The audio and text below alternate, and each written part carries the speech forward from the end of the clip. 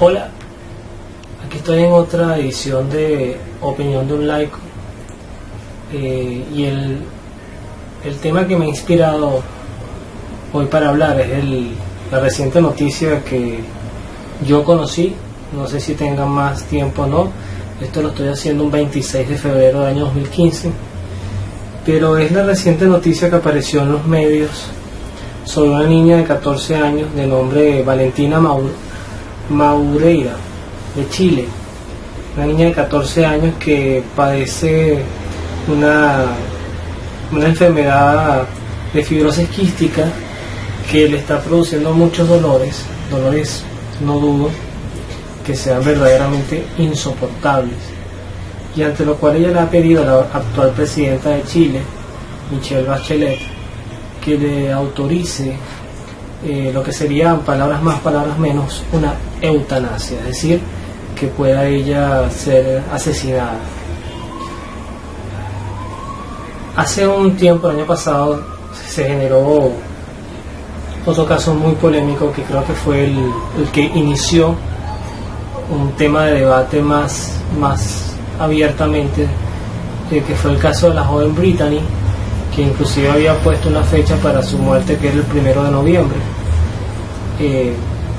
Quizás por casualidad, porque nosotros los cristianos celebramos esa fecha, o conmemoramos en esa fecha el Día de Todos los Santos, y sé que ella había fijado para noviembre su muerte, luego de haberse casado, y también ella tenía una enfermedad degenerativa, entiendo era un tumor que ya se había pronosticado que era incurable, y le habían dicho que a medida que la enfermedad avanzara, obviamente se iba a ir agudizando, y así iba a ir entrando una etapa de discapacidad, inclusive muy fuerte, de muchos dolores, y ella pidió morir.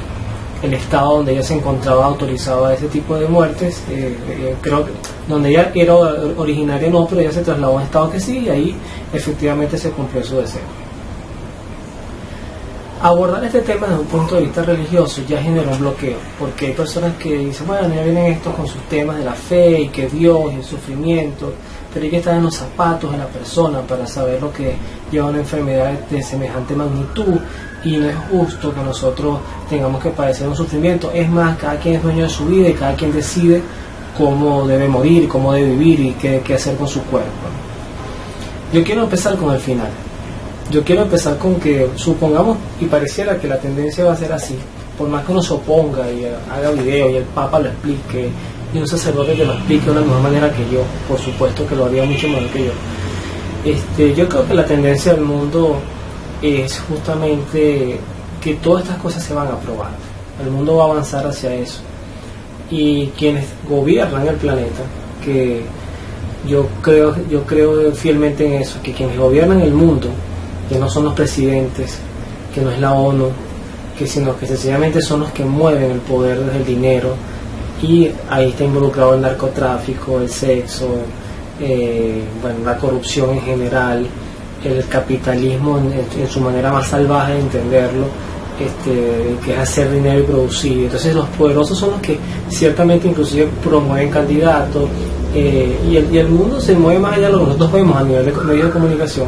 Yo creo que hay una tendencia que efectivamente se quiere regularizar, se quiere establecer controles sobre el tema de la sobrepoblación mundial, y cualquier cosa que ayude a eso pues va a ser aprobado, y eso implica la eutanasia, eso implica la gente que se quiera suicidar. No es secreto que ya en países desarrollados como Suiza, Bélgica, ya hay clínicas de la muerte. Sencillamente usted va a otro sitio, usted manifiesta que usted se quiere morir y expone un caso de depresión, enfermedad, usted tiene licencia para ser asesinado por un doctor, por un médico. Entonces precisamente quiero empezar con el final. Entonces, ¿cuál es el final? Bueno, la muerte. Todos vamos a morir, más tarde o más temprano, habiendo sufrido más, habiendo sufrido menos, todos vamos a morir. ¿Cómo, cuándo y dónde? Solamente lo sabe Dios, para los que somos creyentes, o solamente lo marcará la vida de cada quien para los que no creen en nada, para los que son ateos. Pero el problema que yo siempre planteo cuando se habla del tema, sobre todo de la eutanasia, es el después de la muerte. Porque después de la muerte solamente hay dos alternativas posibles, solo dos. Una, que no haya efectivamente nada, que sería sencillamente sería la descomposición del cuerpo y la inexistencia del ser, o sea, se acabó, ni siquiera hay un recuerdo, sino que nos morimos y cual animal, cual planta marchita, se seca, se pudrió y se acabó. Eso es una teoría.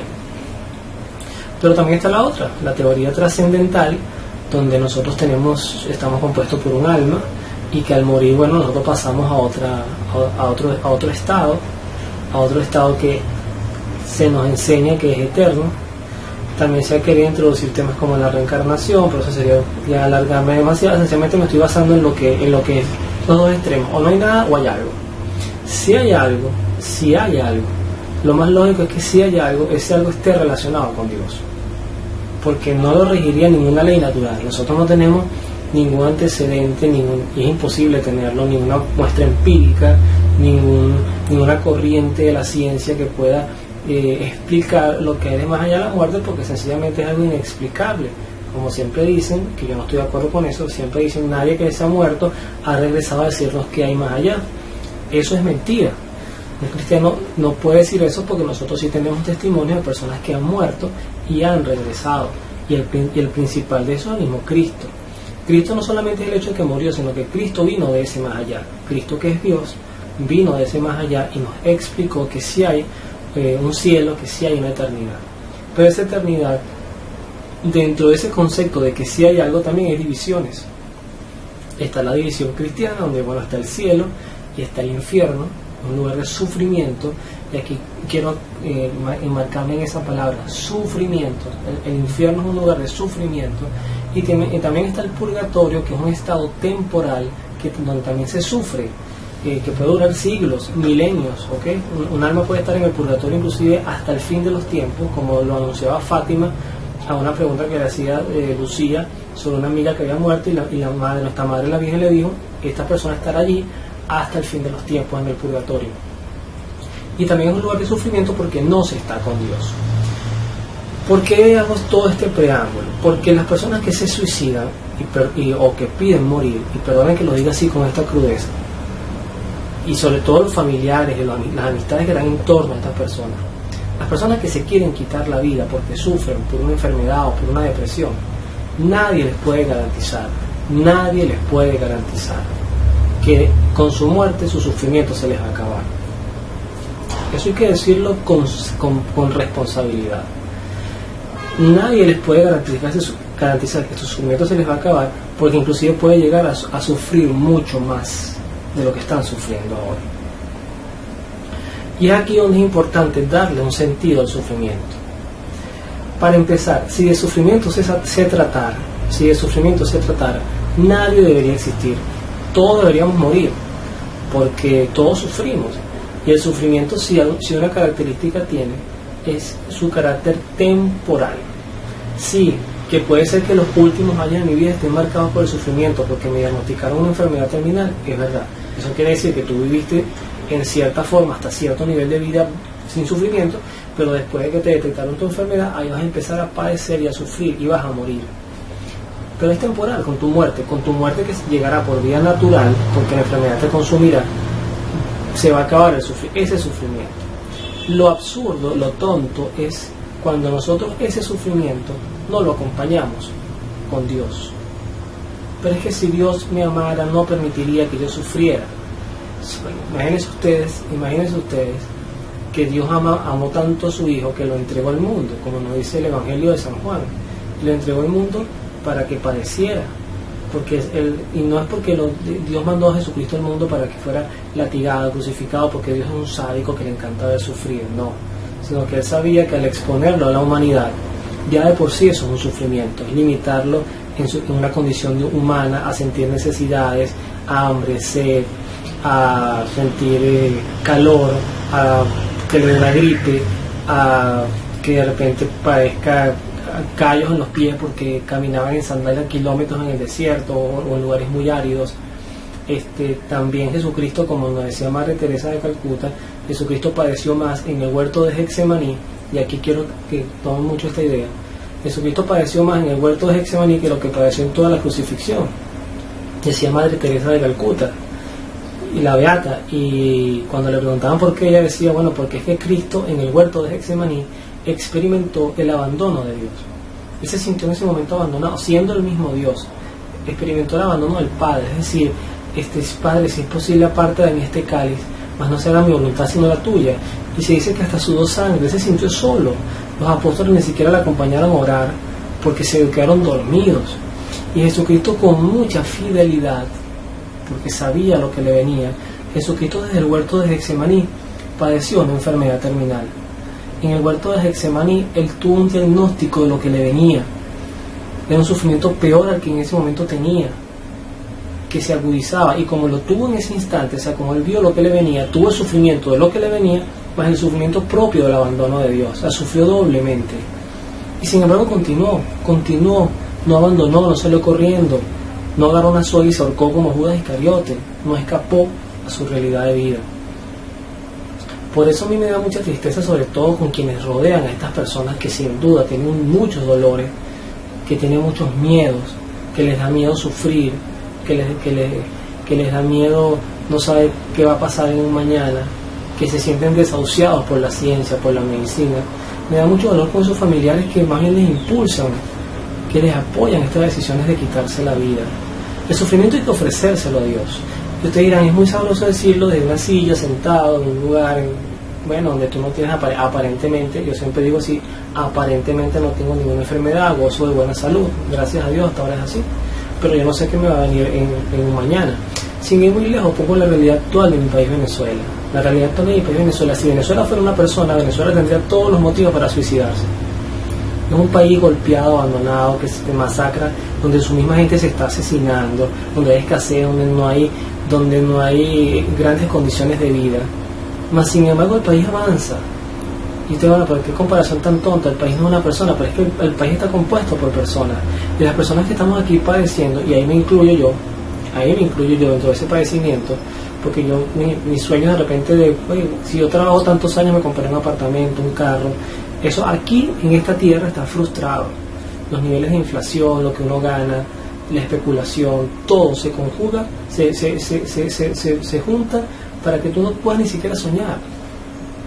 Y para mí una de las prioridades de vivir en esta vida, es precisamente que uno pueda alcanzar también metas, o sea, metas de tener, casarte, tener hijos, tener un apartamento, ¿por qué no tener un carro?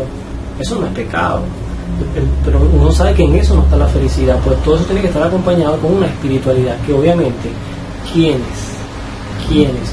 toman estas decisiones de quitarse la vida, es una espiritualidad muy pobre, es una espiritualidad, hay que decirlo, seca. O sea, alguien o ustedes mismos se autoconvencieron de que Dios no les ama, o se autoconvencieron de que Dios no existe porque ustedes sufren, y eso es mentira. Jesucristo nunca, y perdonen que se los mencione, pero es que yo soy cristiano católico, lo tengo que decir, Jesucristo nunca nos prometió felicidad para esta vida.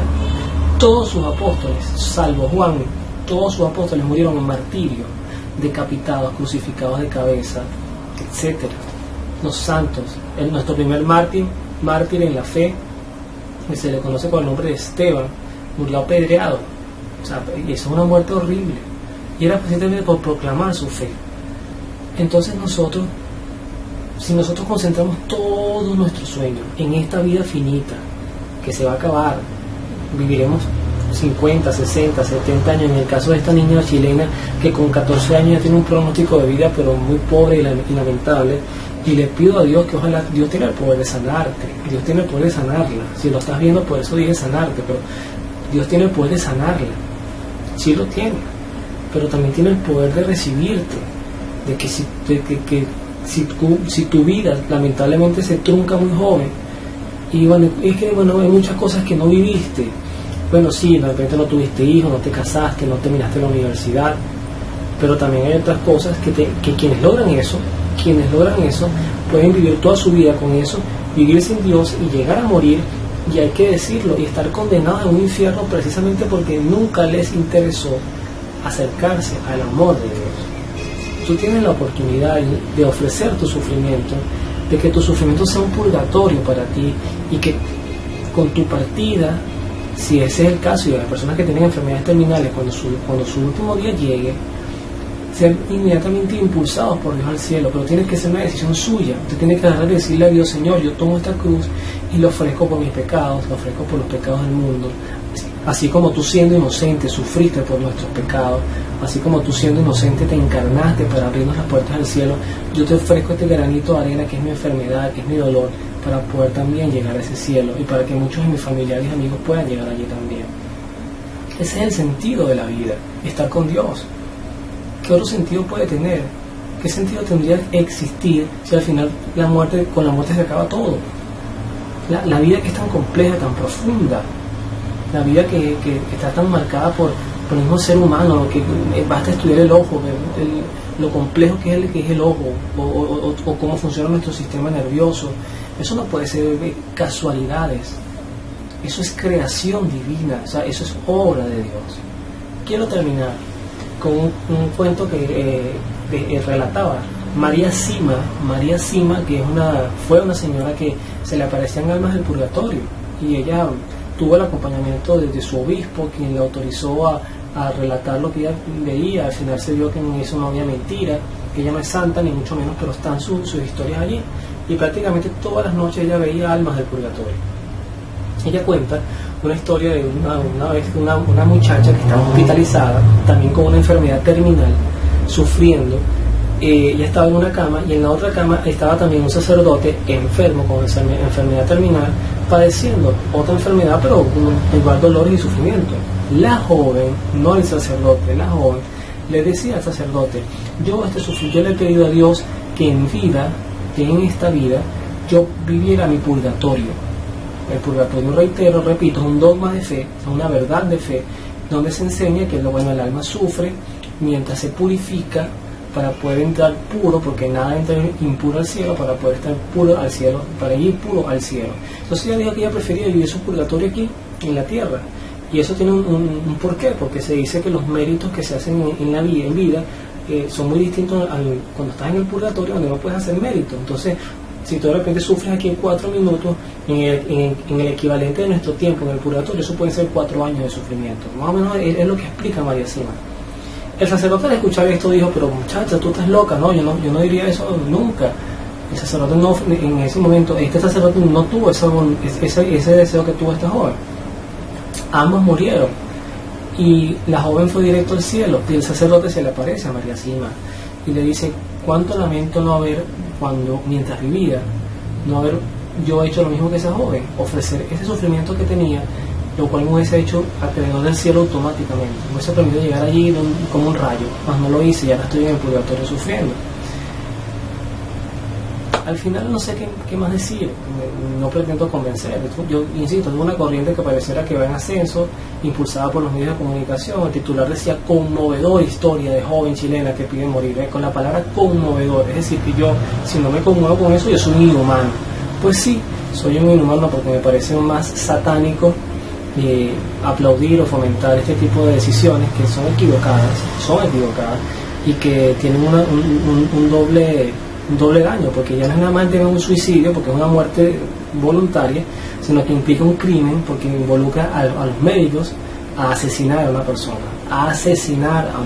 Un médico que está hecho para curar se le involucra con un homicidio. Entonces yo confío en Dios de que las personas puedan recapacitar, entender que el sufrimiento tiene riquezas, y que a la larga, al final, lo que todos debemos procurar, buscar y tener es la eternidad con un Dios que sí existe y que lo van a conocer después de la muerte. Crean en Él o no, lo van a conocer. Que Dios los bendiga. Nos vemos en la oración.